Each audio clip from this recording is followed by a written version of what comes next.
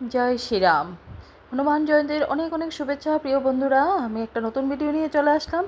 আজকে আমিও বজরংবলী পুজো করেছি। আপনারা জানেন আমি এই অল্প কিছুদিন থেকে পুজো শুরু করেছি।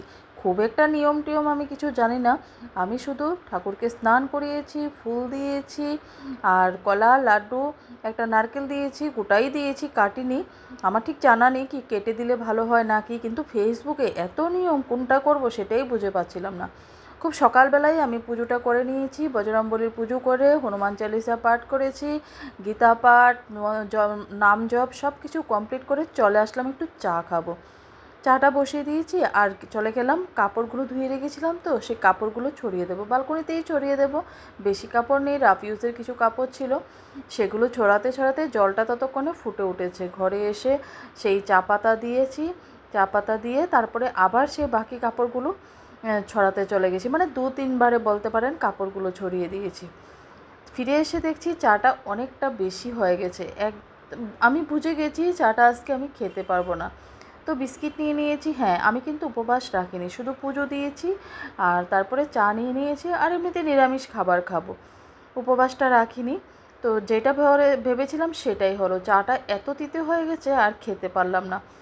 তো আমার বড় মেয়ে চলে গিয়েছিল মন্দিরে, মন্দিরে গিয়ে ও পুজো দিয়েছে, ততক্ষণে ও ফিরে এসছে। ও অনেক মন্দিরে গিয়েছে আজকে।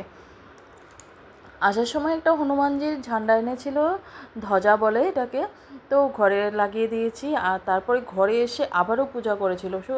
নিয়ে এসেছিল, দিয়া নিয়ে এসেছে, চামেলি তেল নিয়ে এসেছে, জবা ফুলের মালা নিয়ে এসেছে, ওগুলো নিয়ে তারপরে একটা মিষ্টি প্যাকেটও এনেছে, দিয়ে পুজো করেছে। আমাকেও একটা ফুটো লাগিয়ে দিয়েছে। যাই হোক, আজকে অনেক তাড়াতাড়ি কাজগুলো কমপ্লিট হয়ে গেছে। ভাবলাম যে রিচির বইগুলো অনেক দিন হয়ে গেছে নিয়ে এসেছি, তা আজকে কাবারগুলো লাগিয়ে দিই। তো যেরকম ভাবনা সেরকম কাজ, বইগুলো নিয়ে বসে পড়লাম কাবার লাগাতে। তো এক জায়গায় বসে অনেকগুলো কাবার লাগিয়ে নিয়েছি। তো কী বলে, একটু অসুবিধা হয়েছে, বাট আমি ভেবে নিয়েছি আজকে কাজটা শেষ করবই। তো যেরকম ভেবেছি সেরকমই হলো। অনেকগুলো কাবার লাগানো হয়, মানে সবগুলোতেই কাবার লাগানো হয়ে গেছে। তারপরে দিয়ে এবার আমি তো হাঁপিয়ে গেছি। এবার রান্নার কাজও কমপ্লিট হয়ে গেছে, বাট ভিডিওটা বেশি বড় হয়ে যাবে তাই আর শেয়ার করলাম না।